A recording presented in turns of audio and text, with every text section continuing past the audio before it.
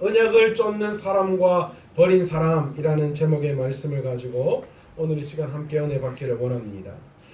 사사시대를 지나오면서 이스라엘 백성들은 눈에 보이는 인간 왕을 하나님 앞에 요구했습니다.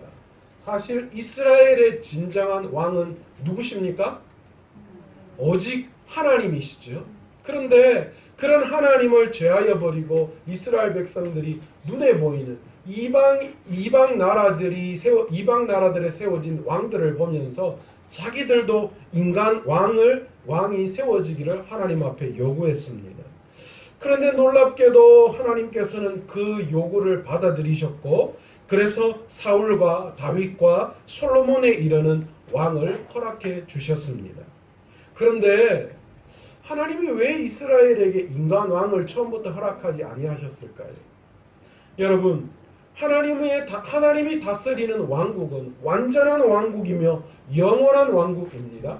그런데 인간이 다스리는 나라는 한계가 있어요. 완전하지 못해요. 죄악 가운데 빠질 수밖에 없는 거예요. 그랬기 때문에 사울도 다윗도 솔로몬도 완벽하지 못했습니다. 그 결과 어떤 일이 일어났습니까? 이스라엘이 남쪽과 북쪽으로 분단된 나라로 분열되었던 것입니다. 물론 표면적으로는요, 솔로몬에 이어 왕이 된 르호보암이 잘못된 선택을 했기 때문이다, 그렇게 기록하고 있어요. 어떤 잘못입니까? 여로보암과 열지파가 연합하여 백성들이 르호보암에게 왔습니다. 그래서 르호보암에게 이렇게 이야기하죠. 아버지 솔로몬이 우리에게 무거운 부역과 세금을 짊어지게 했는데, 이제 르호보암 당신은 아버지처럼 하지 말고 그 모든 것을 좀 가볍게 해달라, 그렇게 르호보암에게 요구합니다. 그런데 이 르호보암은요, 그 이야기를 가볍게 여겼어요. 그리고 이 원로 대신들의 이야기를 경청하지 않고 자기와 함께했던 젊은 이 신하들의 이야기를 들으면서 회유책이나 좀 그런 것을 쓰지 않고 강경책을 썼어요. 이것 봐라, 너희가 그렇게 나온단 말이지. 그러면 내가 아버지보다도 더 강력하게 너희를 다스릴 것이다, 그렇게 그들에게 이야기했던 거예요. 이 열왕기 11장에 보시면, 그런데 근본적인 나라가 분열된 것이 르호보암이 그렇게 선택했기 때문이다 라고 말하시지 않고, 솔로몬이 우상을 숭배하고 종교적 타락으로 말미암아 거기에 대한 대가로 나라가 두 나라로 분열되었다, 그렇게 말씀해 주고 있습니다. 하나님께서는 역사적 사건의 배후에서 승리하시는 분이셔요. 그렇기 때문에 하나님께서는 실로 사람 이 아히야 선지자를 통하여서 이미 이스라엘이 분열될 것이다 라는 것을 말씀하셨어요. 그러기에 열지파와 또 이 열지파들이 여로보암과 함께 이 반역을 꾀하고 이 반발을 했던 것도, 그리고 르호보암이 혈기로 말미암아 원로들의 이야기를 듣지 않고 젊은 신하들의 이야기를 들은 것, 이 모든 것이 다 뭐예요? 하나님의 섭리에 의해서 이루어진 것이다 라는 것을 말씀하고 있습니다. 하나님은 솔로몬이 저지른 우상 숭배의 죄를 르호보암 시대의 이스라엘의 분열로 징계하신 것입니다. 이스라엘 왕국은 하나님의 언약에 신실하지 않았기 때문에 결국 나라가 분열되고 말았습니다. 역대기 저자는 11장에 오면서 이 남유다를 다스리는 르호보암과 또 북이스라엘을 다스리는 여로보암의 통치를 대조적으로 우리에게 비교하면서 언약을 쫓는 사람과 또 그리고 이 언약을 버린 사람의 차이가 어떠한가를 극명하게 우리에게 보여주고 있습니다. 르호보암이 여로보암과 함께하는 백성의 요구를 거절하자 기다렸다는 듯이 이 여로보암과 열지파가 이 다윗 왕조의 반란을 일으켰습니다. 르호보암은 역군의 감독인 하도람을 보내어 북이스라엘 열지파를 다스리게 했지만, 이들은 더 이상 르호보암의 부역과 세금을 인정하지 않았어요. 우리는 더 이상 당신의 지도를 받을 이유가 없다라는 거예요. 그래서 결국은 왕이 파견한 이 하도람을 돌로 쳐 죽였습니다.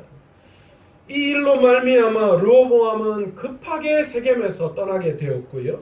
그리고 르호보암은 이 일로 말미암아 북이스라엘을 이제 가만히 두면 안 되겠다 그런 생각을 하게 되어서 이 군사를 일으켜서 18만 명을 모았습니다. 전쟁을 준비한 거죠. 그런데 이게 웬일입니까? 하나님께서는 선지자 스마야를 통하여서 그 전쟁을 막으셨습니다. 너 전쟁하면 안 돼. 그 하나님이 하신 거야. 그러니까 더 이상 너 전쟁을 생각하지 마.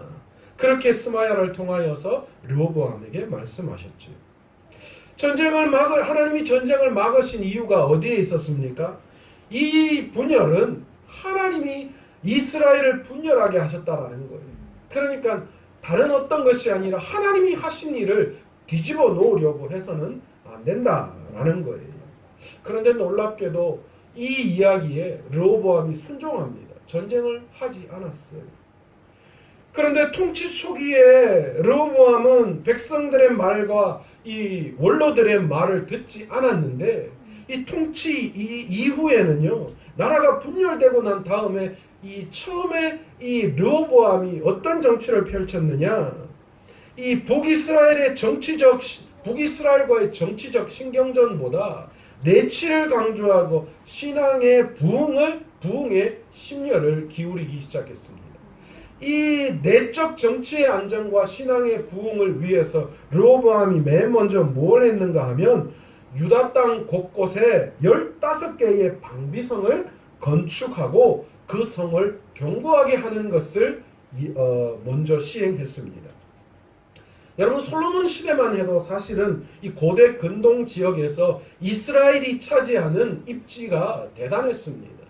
심지어 이스라엘을 제국으로 불리울 만큼 손색이 없는 그런 강력한 군대와 나라를 거느리고 있었습니다. 그런데 이 왕국이 남쪽과 북쪽으로 갈라지고 난 다음에 르호보암이 다스리는 시대가 되었을 때 남유다는 사실 솔로몬 시대와 비교할 수 없을 만큼 아주 약세에 놓여져는 그런 국가로 전락해 버렸습니다. 뭐 그럴만도 하죠. 북이스라엘의 10지파가 떨어져 나가버렸기 때문이죠. 국력이 엄청나게 약해져 버렸다는 거예요. 그래서 르호보암은 나라의 안위를 위해서 서둘러서 15개의 방비성, 그러니까 이 다른 외부에서 나라를 쳐들어오지 못하도록 15개의 이 성을 쌓아서 외부의 침입을 막았습니다. 그런데 놀랍게도 이 르호보암이 건축한 이 성읍들이 북쪽이 아니라 서쪽과 남쪽에 위치하고 있었다라는 것입니다. 여러분, 이 말은 어떤 이야기냐? 북쪽 이스라엘을 경계한 것이 아니라 서쪽과 남쪽에 위치하고 있는 이 애굽과 블레셋이라는 이방 나라를 더욱더 신경 썼다라는 것이지. 이것을 통하여 우리가 르호보암의 마음을 알 수 있습니다. 지금 르호보암은요, 그의 이 적대국이 누구였어요? 이스라엘이 아니라는 거예요. 이스라엘은 한 민족이라는 생각을 가지고 있고, 이 북이스라엘이 떨어져 나간 이유는 하나님이 하셨기 때문에 내가 지금 경계해야 될 대상이 북이스라엘이 아니라 이방 나라들, 애굽과 블레셋이 우리의 진짜 적이다라는 것이었어요. 그래서 서쪽과 남쪽에 위치한 이 지역에 있는 방비성들을 집중적으로 세우기 시작했던 것입니다. 실제로 이 역대하 12장에 보시면 애굽왕 시삭이 예루살렘으로 쳐들어오는 사건이 12장에 나오고 있습니다. 이것으로 볼 때에 이 르호보암이 이 15개의 방비성을 서쪽과 남쪽에 지었다라는 것은 굉장히 지혜로운 행동이었다라는 것을 볼 수 있습니다. 여러분, 오늘 우리의 모습도 마찬가지 아니겠습니까? 우리가 싸워야 할 대상은 믿는 자들 아니에요. 교회 안에 있지 않아요. 내 가장 가까운 사람이 우리가 싸워야 할 대상이 아니라는 거예요. 우리가 진정으로 싸워야 할 대상은 사탄이며 세상이며 믿지 않는 사람들 중에서 예수를 압제하고 핍박하는 그들이 우리가 싸워야 할 대상입니다. 여러분, 자중질환이라는 말 아시죠? 같은 무리 속에서 일어나는 싸움을 일컬어 하는 말입니다. 여러분, 이런 조직은 조직 안에, 공동체 안에 자중질환이 일어나는 공동체와 조직은 결코 그 안에 희망과 소망을 가질 수 없습니다. 우리도 세상과 전쟁을 준비하며 영적 방비성을 많이 쌓을 수 있어야 합니다. 우리의 대적들은 우리를 망하게 하고 우리의 영혼을 약탈하려고 호시탐탐 지금도 우리를 노리고 있는 줄 믿습니다. 베드로 사도는 베드로전서 5장 8절에서 근신하라 깨어라 너희 대적 마귀가 우는 사자와 같이 두루다니며 삼킬 자를 찾나니 그렇게 우리에게 분명히 경고하고 있습니다. 여러분, 지금 아무것도 없이 여러분 그냥 가만히 있는 것 같죠? 그러나 그렇지 않습니다. 지금 사단들이 우리를 얼마나 넘어지게 하려고, 하나님 앞에서 멀어지게 하려고 어떤 계략과 어떤 계교를 저와 여러분에게 지금 행하고 있는지 몰라요. 예배를 등한시하게 하고 말씀을 멀리하게 하고 기도에 입술을 닫게 하고 여러 가지 상황을 만들어서 하나님께로 나아가는 여러분의 삶을 막아버리고 말씀대로 살려고 하는 여러분의 삶을 막고 있는지 몰라요. 지금 여러분, 우리가 이렇게 가만히 있을 때가 아니에요. 영적 방비성을 쌓기 위해서 우리가 노력해야 해요. 아니면 언제 어떻게 넘어질지 모르는 시대를 지금 살아가고 있다라는 겁니다. 여러분, 그렇다면 이 영적인 신앙의 방비성을 쌓는다라는 것은 우리에게 어떤 것을 의미하고 있는 걸까요? 에베소서 6장 11절에서 우리에게 뭐라고 말씀하시느냐? 마귀의 관계를 능히 대적하기 위해 하나님의 뭘 입어라? 전신갑주를 입어라 우리에게 말씀하고 있습니다. 아멘. 여러분, 이 14절 이하, 에베소서 6장 14절 이하에서는 우리가 입어야 할 이 전신갑주가 뭐라는 것을 명확하게 이야기하고 있는데, 곧 진리의 허리띠, 의의 흉패, 평안의 복음의 신, 믿음의 방패, 구원의 투구, 성령의 검, 기도, 이런 것들이 전신갑주라고 말하는 거예요. 우리가 마귀의 관계를 능히 대적하기 위해서 이런 전신갑주를 입어야 한다라는 겁니다. 우리가 진리를 분명하게 알아가고 의와 복음으로 무장하며 흔들리지 않는 믿음 가운데 구원의 확신 안에 서 있는 것. 아멘. 여러분, 그것이 우리가 쌓아야 할 방비성입니다. 아멘, 아멘. 또한 성령의 검인 하나님의 말씀에 대한 진지한 연구로 어떤 사단의 계략도 봉쇄할 수 있어야 한다라는 거예요. 여러분, 말씀이 있는 자와 없는 자의 차이가 뭔 줄 아세요? 무기가 있고 없고예요. 사단이 우리를 넘어뜨리려고 쳐들어와서 우리를 꾀할 때에 여러분, 우리가 무엇으로 상대할 수 있어요? 성령의 검, 말씀, 그 말씀으로 이기는 거예요. 아멘. 아유, 그렇게 하면 안 돼. 너 그럼 망해 할 때에 하나님의 말씀에 능히 하나님을 아멘. 거역할 자가 없느니라. 아멘. 기록되어진 말씀으로 승리하는 거예요. 아멘, 아멘. 내 삶에 위기가 쳐들어오고 어려움이 있을 때에 그 어려움 앞에서 내가 좌절하고 두려워하고 떠는 것이 아니라 기록되어진 하나님의 말씀, 그 말씀의 힘을 얻어서 하나님의 말씀에 그렇게 기록되어져 있잖아. 그렇게 이기는 거예요. 아멘. 그리고 또 하나 올라 하나님께 끊임없이 기도하여 성령의 도우심을 받는 것, 이것이 우리가 쌓아야 할 방비성입니다. 아멘, 아멘, 아멘. 여러분, 기도가 우리의 방법이에요. 아멘. 뭐 다른 큰 거 뭐 이렇게 우리에게 기능과 재능을 주셔서 해결하는 게 아니에요. 하나님은 기도의 방법을 통하여 모든 것을 해결해 나가시는 분이기 때문에 우리가 유혹이 오고 어려움이 오고 핍박이 올 때에 우리가 가장 먼저 해야 할 것이 기도의 단을 쌓는 거예요. 아멘. 여러분, 성경의 인물들을 가만히 보세요. 여러분, 야곱을 가만히 보세요. 그가 어려움이 있을 때마다 뭘 했어요? 단을 쌓았어요. 아멘. 여러분, 우리도 마찬가지예요. 우리가 이 마지막 때에 우리를 넘어뜨리려고 하는 여러 가지 세력 앞에서 우리가 영적인 방비성을 쌓아야 하는데, 그 영적인 방비성, 가장 큰 것이 하나님의 말씀과 기도인 줄 아멘. 믿습니다. 아멘. 우리가 이것으로 승리해 나아가는 아멘. 저와 여러분이 이 마지막 이 악한 세상을 살아가는 이때에 우리의 영적인 이 방비성인 말씀과 기도 앞에 깨어있는 저와 여러분 되시길 원합니다. 아멘. 그래서 우리 교회는 얼마나 좋아요. 성경 필사 말씀이 살아있게 하잖아요. 오늘 이민숙 집사님 저한테 자랑스럽게 필사 다 하셔서 다 가지고 오셨더라고요. 제가 자랑스럽게 또 사인을 해주시고 했고, 얼마 전에는 우리 최 권사님 성경 다 쓰셔가지고 우리는 이 마가복음만 써라 했는데 앞에 사복음서 다 쓰시고 요한계시록까지 다 쓰셔가지고 저한테 가지고 오셨더라고요. 그래서 제가 제일 자랑할 거라고요. 일평생 신앙생활 하면서 가장 자랑할 게 성경을 필사했다라는 아멘. 거예요. 여러분 그것보다 더 자랑할 게 뭐 있어요? 왜요?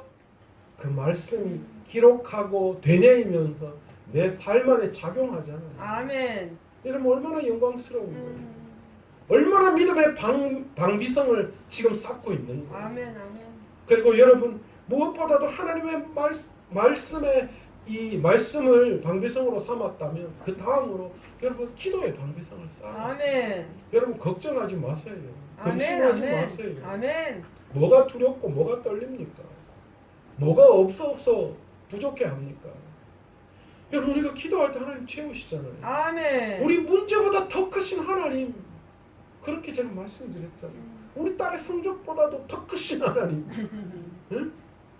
여러분 우리의 문제와 우리의 아픔과 우리의 어려움보다 더 크신 하나님이 우리에게 있기에 아멘. 그분 앞에 기도하면 아멘. 하나님이 들어주시지 않겠습니까? 아멘. 아멘. 두 번째로 르호보암은 하나님 앞에서 신앙적 행보를 걸었어요.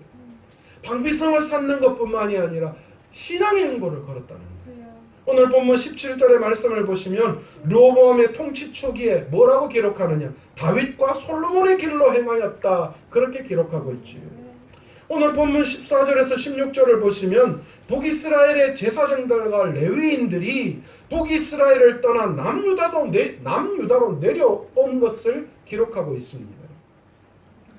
그리고 17절에 보시면 그들이 3년 동안 유다 나라를 도와 솔로몬의 아들 르호보암을 강성하게 하였다. 그렇게 기록하고 있어요. 지금 여러분 르호보암을 찾아온 사람이 누구라고 기록하고 있느냐? 북이스라엘의 레위인과 제사장, 그리고 레위인과 제사장들을 따라서 이 남쪽으로 내려온 사람들을 이야기하고 있어요. 여러분 성경은 이들에 대해서 뭐라고 기록하느냐? 이 남쪽으로 내려온 이 북이스라엘의 제사장들과 이 레위인들 그리고 그들과 함께한 사람들을 16절에 이스라엘 모든 지파 중에 마음을 굳게 하여 이스라엘의 하나님 여호와를 찾는 자들이 레위 사람들을 따라 예루살렘에 이르러 그들의 조상들의 하나님 여호와께 제사하고자 한지라. 그렇게 기록하고 있어요. 그러니까 지금 무슨 이야기를 하는 거예요?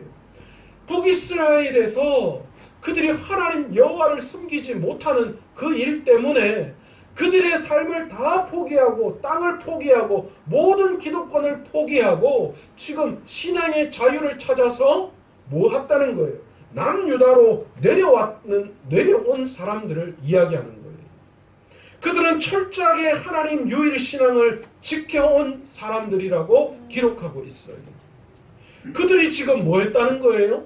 남유다의 왕인 르호보암을 도왔다라는 거예요. 어떻게 해요? 이 르호보암이 다윗과 솔로몬의 길로 갈 수 있도록 도왔다. 그렇게 이야기를 하고 있습니다. 여러분 여기서 다윗과 솔로몬의 길은 어떤 길을 말하는 거예요? 오직 하나님을 경외하고 하나님의 율법에 순종하는 길. 아멘. 그래서 성경은요 이 선한 왕을 지칭하여 뭐라고 이야기합니까? 다윗의 길을 걸어갔다. 그렇게 아멘. 이야기를 하고 악한 왕을 지칭해서 뭘요? 아합의 길을 따랐다. 그렇게 이야기를 하고 있습니다.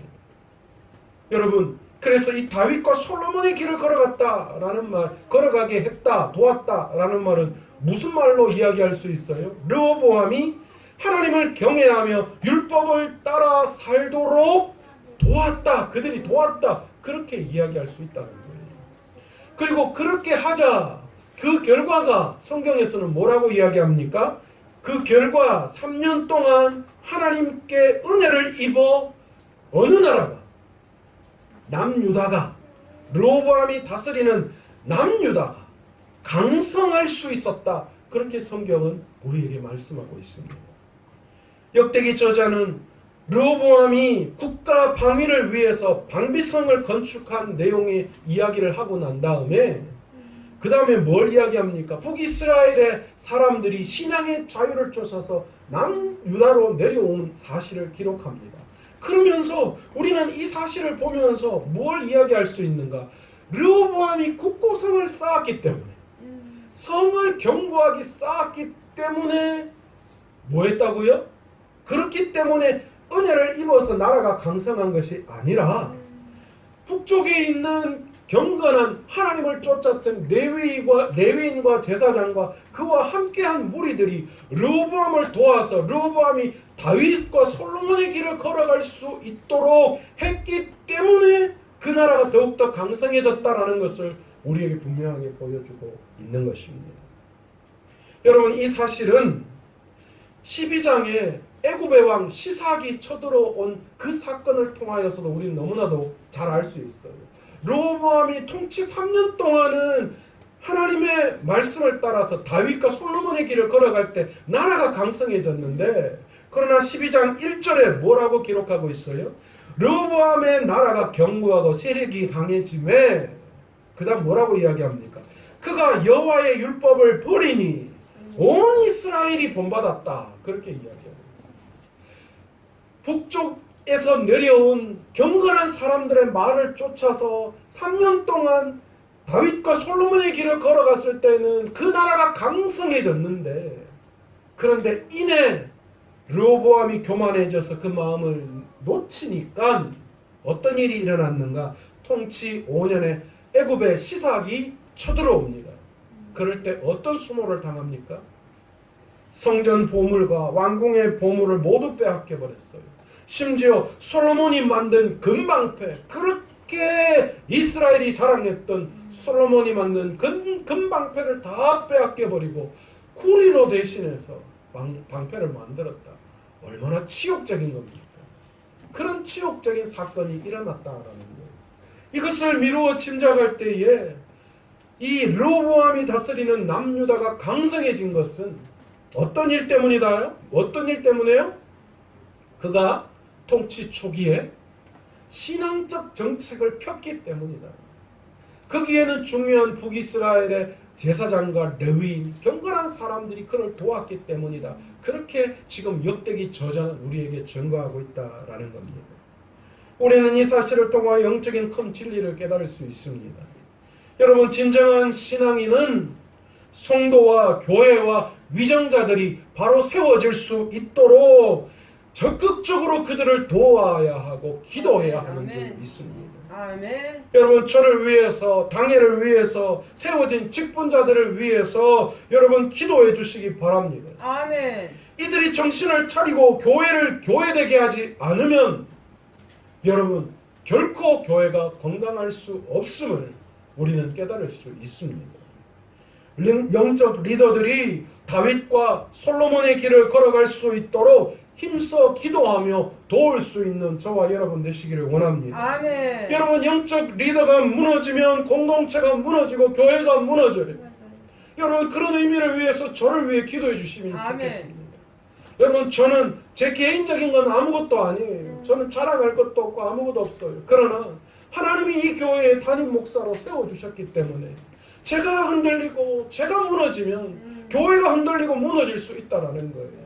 그런 의미에서 여러분이 끊임없이 저를 위해서 제가 다윗과 솔로몬의 길을 걸어갈 수 있도록 기도해 주셔야 하고, 아멘, 그뿐만이 아니라 여러분 교회에 세워진 영적 리더들이 바른 길을, 바른 신앙의 길을 걸어갈 수 있도록 여러분이 기도하고 아멘. 그들을 도와주셔야 한다라는 것이지. 디모데전서 2장 1절에서 2절에 보시면 뭐라고 말씀하시느냐? 그러므로 내가 첫째로 권하노니 모든 사람을 위하여 간구와 기도와 도구와 감사를 하되 임금들과 높은 지위에 있는 모든 사람을 위하여 하라. 그렇게 이야기해요. 모든 사람을 위하여 기도하되 먼저 뭘 해야 된다고요? 임금들과 높은 위치에 있는 사람들을 위해서 기도할 필요가 있다. 그렇게 말씀하고 있는 거예요. 세 번째로 르호보암은 아비야를 후계자로 삼았다. 그렇게 이야기하고 있습니다. 여러분, 르호보암이 정식 아내가 몇 명요? 18명. 첩이 몇 명요?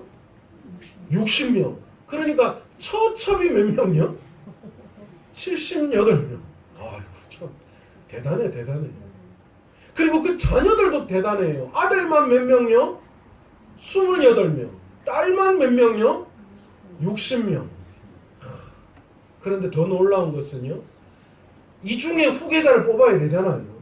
아들 중에 28명의 아들 중에 후계자를 뽑아야 되잖아요. 근데 놀랍게도 아들 아비야가 28대 1의 경쟁률을 뚫고 후계자로 책정되게 됩니다. 그런데 놀라운 건 아비야가 장자도 아니었어요. 여러분, 아비야는 뭔가 그 아들들 중에 특별함이 있는 것도 아니고 뭐 어떤 뛰어난 왕으로서의 자격을 갖춘 것도 아니에요. 아무런 조건이 없어요. 성경에 아비야가 이렇게 뛰어났기 때문에 후계자가 되었다. 르호보암이 후계자가 되었다. 그 어떤 곳에도 그런 말 하지 않아요. 그런데 딱 한 군데 아비야가 왜 후계자가 될 수 있었는지를 이야기하는데 그 이유가 어디에 있어요? 아비야의 엄마 마아가 때문이다. 그렇게 이야기해요. 왜요? 르호보암이 마아가를 제일 좋아했대요.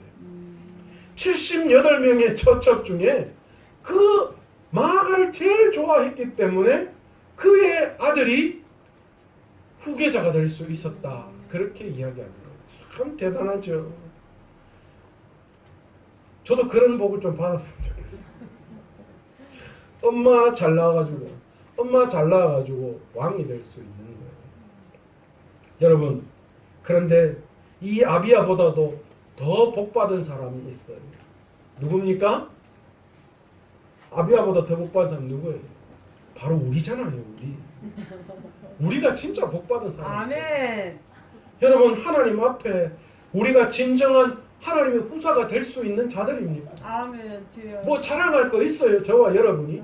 제가 자랑할 거라고는 중부지방의 이 본품보대는 이런 것밖에 없는데 뭐 하나 잘난 게 하나도 없는데 여러분은 뭐 잘났습니까? 그죠? 하나님 앞에서. 그런데 하나님은 그런 우리들을 어떻게 해요? 예수 그리스도를 통하여 후사 삼아 주셨다라는 거예요. 아멘. 아멘. 아멘. 성경은 우리의 본래 신분을 뭐라고 이야기하느냐? 에베소서 2장 12절에 그때 너희는 그리스도 밖에 있었고 이스라엘 나라의 밖에 사람이라. 약속의 언약에 대하여 외인이요 세상에서 소망이 없고 하나님도 너무 무섭지 않습니까? 우리가 원래는 이런 사람이었어요. 하나님 나라와는 무관한 사람, 원래 소망도 없고 하나님 나라도 우리에게 전혀 주어지지 않은 그런 자들이었다라는 거예요.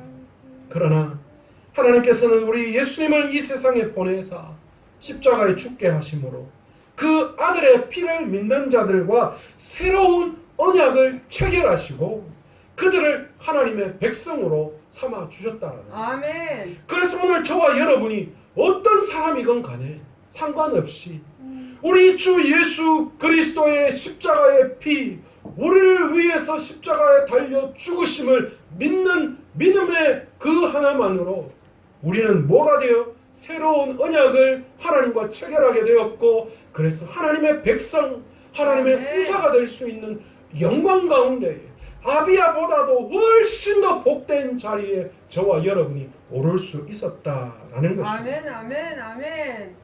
그러니 여러분, 우리가 무엇을 쫓아가야 할까요?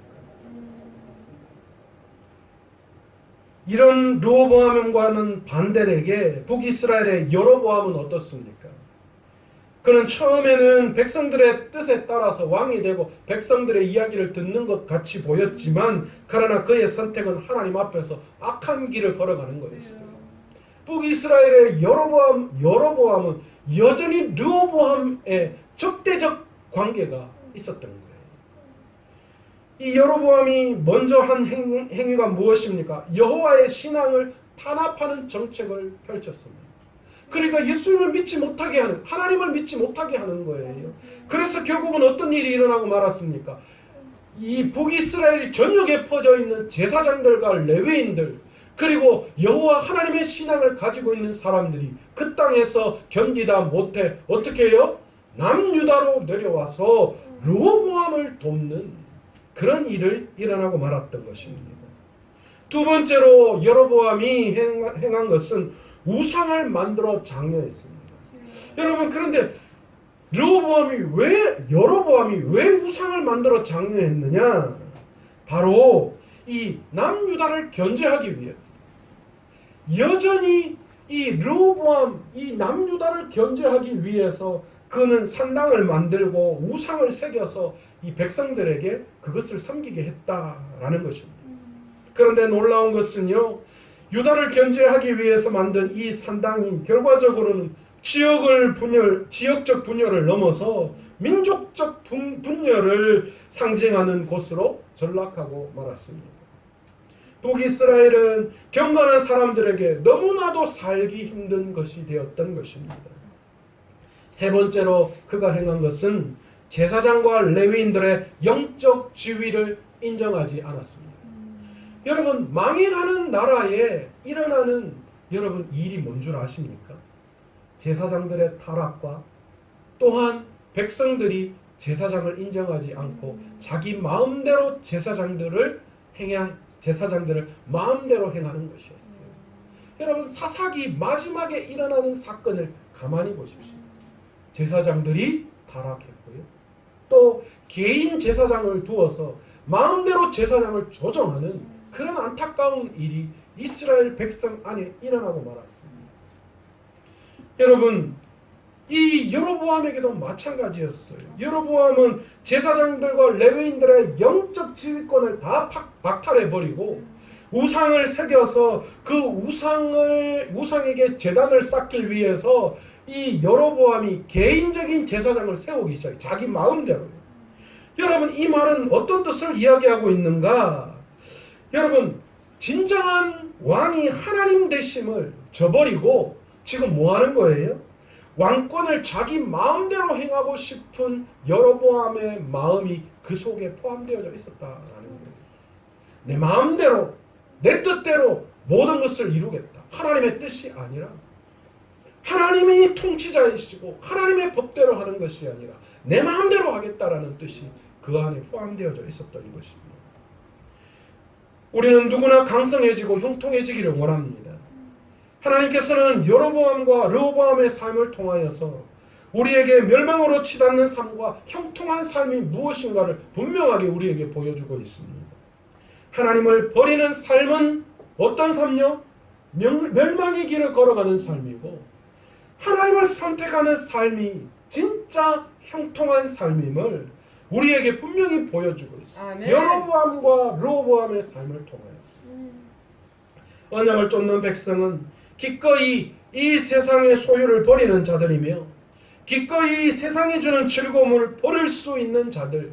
아멘. 여러분, 이들이 형통한 길을 걸어갈 수 있는 자인 줄 믿습니다. 아멘. 우리 역시 마찬가지 아니겠습니까? 아버지요. 우리는 자꾸만 여로보암의 길을 걸어가려고 하는 마음이 있는 것 같아요. 우리 마음대로 모든 것을 할 수 있는 것이 행복이라고 착각해요. 저와 여러분도 그런 생각 가지는 것 같아요. 내 뜻대로, 내 생각대로, 내가 하고 싶은 대로 다 해지는 것이 행복이라고 생각해요. 그래서 때때로 우리가 원하는 것을 하나님의 말씀에 따라서 포기할 때에 이 땅에서 누릴 수 있는 유익을 잃어버릴 것 같은 생각 때문에 불안해하고 두려워하고 떨리는 우리의 마음이 그 안에 있어요. 여러분, 이러한 두려움과 염려는 우리에게 가장 좋은 것을 주시겠다라고 약속하신 하나님을 불신하는 데에서 비롯된 것인 줄로 믿습니다. 그래서 남과 북쪽으로 나누어진 이 나라들이 뭐 하는 거예요? 하나님뿐만이 아니라 이방 신들도 섬겼잖아요. 불안하니까. 그러나 시편 84편 11절에서는 우리를 향하신 하나님의 마음이 어떤 건가를 분명하게 말씀해 주고 있어요. 여호와 하나님은 해요 방패시라. 아멘. 여호와께서 은혜와 영화를 주시며 정직하게 행하는 자에게 좋은 것을 아끼지 아니하실 것입니다. 아멘. 우리 하나님 그런 분이셔요. 아멘. 아멘. 우리 하나님은 우리에게 좋은 것이 무엇인지 우리보다도 더 잘 알고 계시는 분이에요. 아멘. 여러분 어린 아이를 키울 때 보면 알잖아요. 그 아이가 요구하는 그것이 다 좋은 것이 아니라는 거예요. 부모는 그 아이를 바라보면서 그 아이가 진짜 좋은 게 뭔 줄 알아요. 그래서 때로는 그 아이가 하기 싫어하는 것도 일부러 시키는 거예요. 여러분 그런 분이 우리 하나님이신 줄 믿습니다. 아멘. 우리 자신이 왕이 되는 순간 우리는 결코 하나님의 도움을 받지 못합니다. 주여. 이와 같은 영적 원리를 우리는 깨달아야 해요. 아멘. 그래서 우리가 언약을 쫓아 나아가야지 언약을 버리는 하나님을 버리는 일이 우리 안에 있어서는 결코 형통한 삶을 살아갈 수 없는 줄 믿습니다. 엘리야 선지자가 이스라엘 백성들에게 향하신 말씀이 생각나지 않습니까? 너희가 어느 때까지 둘 사이에서 머뭇거리려 하느냐? 여호와가 만일 하나님이면 그를 따르고 바알이 만일 하나님이면 그를 따를지니라. 여러분 이 질문을 동일하게 저와 여러분에게 오늘 주님께서 하시는 줄 믿습니다. 아버지요. 우리에게는 두 가지 선택의 길이 있습니다. 우리 자신이 왕이 되어 사는 삶과 하나님을 왕으로 섬기는 삶, 이 두 가지를 우리는 선택해야만 합니다. 분명히 중간은 없습니다. 우리에게 가장 좋은 것을 주시는 분이 하나님이심을 인정할 때에 아멘. 우리는 진정한 형통한 삶을 살아갈 수 있는 줄 믿습니다. 아멘. 아멘. 그러게 오늘 저와 여러분이 올바른 선택, 오직 우리에게 가장 좋은 것을 주시는 분이 하나님이심을 깨닫고 아멘. 오늘도 언약을 쫓는 형통한 삶을 살아가는 어리석게 세상을 쫓아 하나님을 버리는 그런 일이 없도록 오늘도 언약을 쫓아 형통한 삶을 사시는 저와 여러분이 되시기를 간절히 축원합니다. 아멘. 아멘. 오늘 이 시간 말씀을 생각하시면서 찬양 한 곡하며 하나님 앞에 나아가기를 원하는데요. 저는 이 찬양할 때마다 이 찬양의 가사 두 가지가 제 마음에 너무너무 와닿아요. 내가 겪는 시험이 어렵고 힘겨워도 내 주보다 크지 못하다. 아멘. 또한 내 앞에 바다가 갈라지지 않는다 하더라도 주가 그 바다 위를 걷게 하신다. 아멘. 여러분 그렇지 않습니까? 우리 주님은 내 문제보다 더 크신 분이에요. 아멘. 그래서 우리가 그 언약, 그 하나님을 쫓을 이유가 거기에 있는 거고 내 뜻대로 내 기도대로 이루어지지는 않지만 그 바다가 갈라지지 않더라도 하나님의 방법은 바다 갈라주세요, 바다 갈라주세요 그렇게 기도하면 그 기도는 안 들어주시는데 그러나 하나님의 진짜 뜻은 그 바다 위를 걷게 하시는 놀라운 분이시다는 사실. 주여. 그러게 오늘도 그 하나님을 붙들고 언약의 말씀을 쫓아 살아가는 저와 여러분 되셨으면 좋겠습니다. 아멘. 아멘. 내게